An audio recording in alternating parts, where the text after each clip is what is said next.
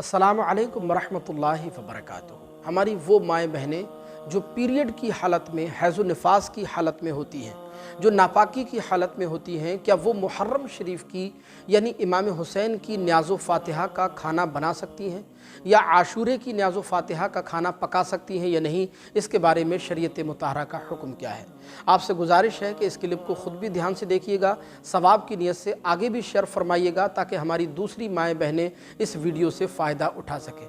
देखिए, अच्छी तरह ज़हन नशीन फरमा लें। हदीस पाक में आता है, सैयदना अबू हुरैरा रज़ियल्लाहु ताला अन्हु रिवायत फरमाते हैं कि एक मरतबा मैं सरकार दो आलम सल्लल्लाहु अलैहि वसल्लम को मदीना मुनव्वरा के मज़ाफ़ात में मिला। फरमाते हैं उस वक्त मैं नापाकी की हालत में था। नापाकी की हालत में बहुत ज़्यादा देर तक मैंने सरकार के साथ रहना गवारा नहीं किया, इसलिए मैं हुजूर से अलहदा हो गया और जाकर के मैंने गुस्ल किया, पाकी हासिल की, उसके बाद सरकार की बारगाह में हाज़िर हुआ।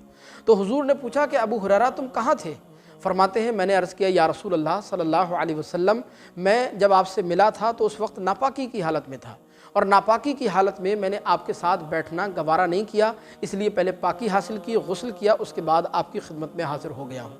मेरे आका ये सुनकर मुस्कुराए और इरशाद फरमाया कि सुबहान अल्लाह, अबू हुरैरा मोमिन कभी नापाक नहीं होता।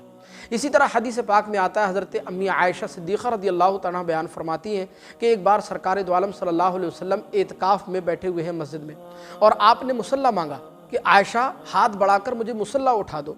तो हज़रत अम्मी आयशा ने अर्ज़ किया, या रसूल अल्लाह सल्लल्लाहु अलैहि वसल्लम, मैं हैज़ की हालत में हूँ, हैज़ा हूँ। तो मेरे आका ने इरशाद फरमाया कि आयशा, हैज़ तुम्हारे हाथों में नहीं है।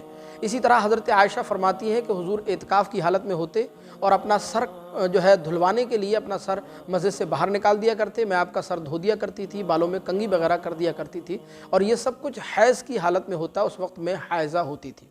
लिहाजा मालूम ये हुआ, पता ये चला, यह हदीस मुबारक हमें ये बता रही है कि जो हैज़ होता है, जो औरत को मेंसेस आते हैं, पीरियड हो रहा होता है, वो पीरियड औरत के हाथों में नहीं होता। उस पीरियड की वजह से, हैज़ की वजह से उसके हाथ गंदे नहीं होते हैं, उसके हाथ बल्कि पाक होते हैं। और जब हाथ पाक होते हैं तो बिलाशुबा औरत अपने हाथों से इमाम हुसैन की न्याज़ो फ़ातिहा का खाना हो या कोई आम जो है खाना हो, वो बिलाशुबा बना सकती है।